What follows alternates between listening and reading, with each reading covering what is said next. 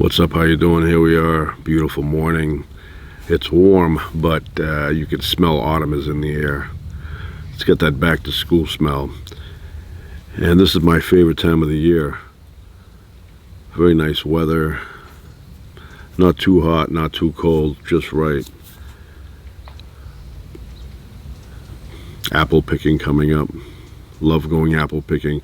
Not necessarily picking the apples, but I like going out, in that area, up on the mountains, getting some barbecued tri-tip that they have there, and shopping around. They have honey, you name it, and we get apples too, but it's the environment, the atmosphere.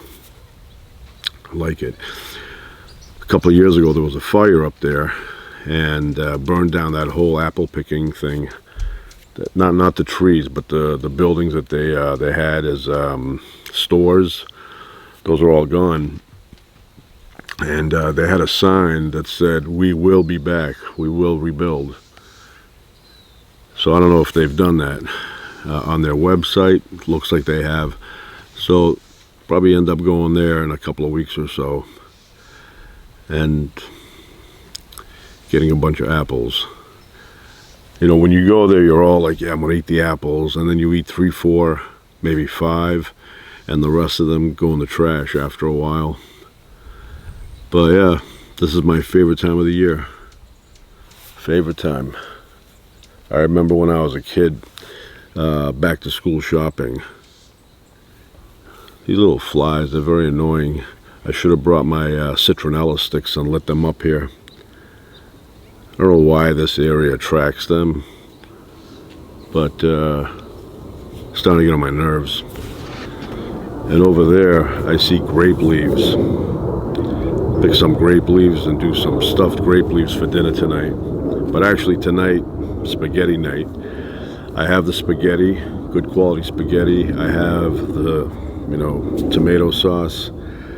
The only thing missing is the ground beef.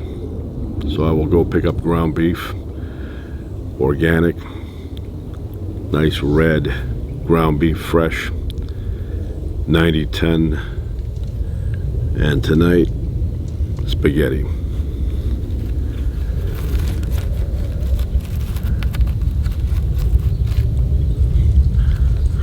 Some deer behind me earlier came down here and they were looking at me. And then when I got really close, they picked up, they started running. Those things are fast. I remember Shazam, back in the 70s, they had this live action show. It was half Shazam, half Mighty Isis. And Shazam, they would say he would move with the speed of gazelles, or like gazelles. I don't know if that's that impressive. What are you moving at, like 35 miles an hour? Speed of gazelles. I mean, maybe in the old days that was impressive, but Superman is speeding bullet speed, right? Flash is like, probably about that fast also. But then you get Shazam, Captain Marvel, and he's as fast as gazelles. No. They should have come up with something faster. But yeah, I used to like that. I still like that. It was like that Billy Batson, whatever, riding around the Winnebago with Mentor. Called the guy Mentor. He was his mentor. He called him Mentor. And they would go place to place. But it was all in California. It was all out here. And anytime there was danger involved, he would hop out of the Winnebago and say Shazam, and then lightning would hit him from above. And he would transform. I don't know. I mean, if he said Shazam inside the Winnebago, it would probably burn it down. Yeah, Mighty Isis. Love Mighty Isis. Had that medallion thing she would pull out. Now, she always wore it on the inside, but I guess she had to put it out on the outside to say, "Oh, Mighty Isis." Otherwise, it wouldn't work. And imagine if she said ISIS by accident, like in a mall or something. Everybody would be like, look at that lady, she just transformed.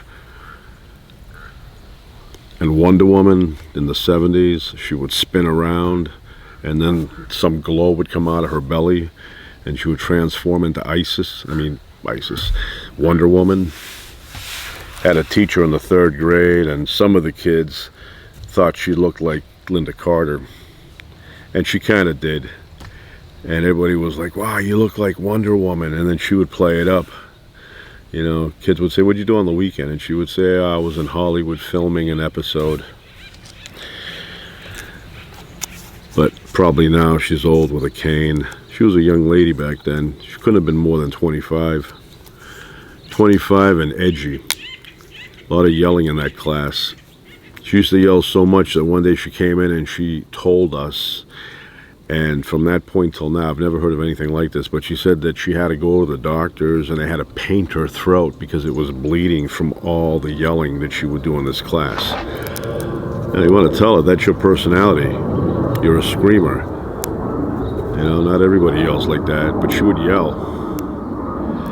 And we were away from everybody. There was a 4th grade class next to us. We never heard that lady scream. But we were up on the high floor of that school, and in the 1930s, that section of the school used to be a sewing class. They had all these old sewing machines in some storage room on the backside, Singer, and then they had them in storage, so they were no longer in use. Yeah, they don't teach home economics anymore. But even for me, I had a couple of years of it, 6th and 7th grade. This old lady, looked like she was like 75 years old back then, would teach the class, and I loved it, you know, because we would get free food in the middle of the day. You know, we did rice, we did all kind of, you know, I remember one time we did those snack crackling pop, the rice cakes, did that, but the rice with tomato paste, that was good. Get to eat it, was perfect. And then we did pillowcases and a few other things. It was a pretty good class, but they don't have those anymore. In that school we had woodworking and printing, typecast, you know, the like newspapers used to do. We had that. So they had a few things. They've eliminated all that stuff, and we had a music program, which they still have that. Yeah, very quiet.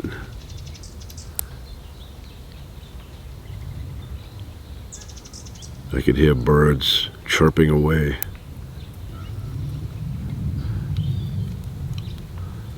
In my youth, Sunday mornings, you know, Sunday's a very quiet day. It was kind of like a relaxing day. Usually you would get in a station wagon and, you know, go up to the White Mountains or Maine or, you know, someplace like that. A lot of family time back then on a Sunday. But sometimes, you know, we stayed home and whatever. But usually we didn't. We usually went somewhere on the weekend, especially Sunday.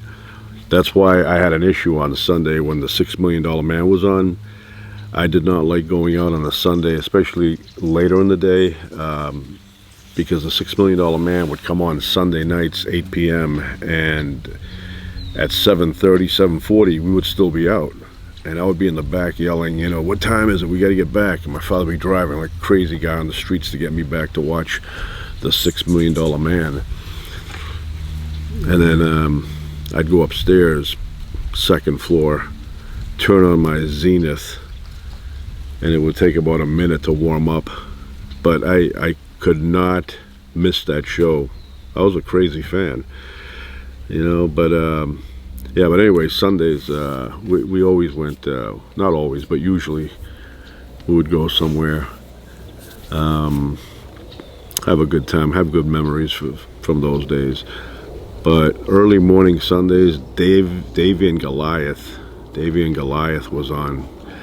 I didn't know anything back then about it being, you know, biblical or anything like that. I thought it was just about a kid and his family and the adventures that kid went on, like a Leave It to Beaver show. But I would get up early Sunday. It was on at 7 o'clock in the morning, and it was this little kid with his dog Goliath, Did not get the biblical references at all. Like I said, I thought it was a story about a kid and his adventures with his friends. That's what I thought it was about. So I'd watch it, the Hanson family, and at the beginning they had that cool organ music, and he had a little box with a button on it, and the dog would be with him. He'd hit the button and a rocket would go up and then come down, rain down, and it would form into like a round thing with a cross. I guess that should have given it away. But I didn't watch it for that. I watched it because I enjoyed the, like I said, the adventures. So, and then after that, my father would say, if it wasn't planned, like say we weren't going far, it was like a local thing, he would say, get ready, let's go somewhere. And we'd all get into the station wagon and we'd go, spend the whole day out. And then at around 7:30, I would start whining in the back. We got to get back. $6 million man. And every like 3 minutes, I would yell out, "What time is it?" I should have had my own watch. Checking out in the back there. But he always got me back in time. I never missed an episode. These little flies are very annoying. Starting to get on my nerves.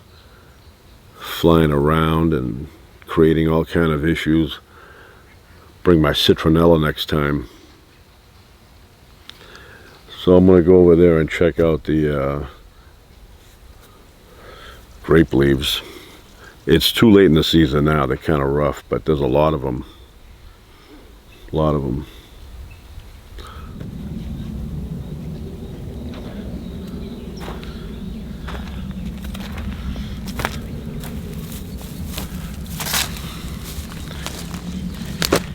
Grape leaves. I think they still work. They're very they're very tender. I get some hamburger meat, rice, everything like that. Make it into a little football, put it in here, and then wrap it up like luggage.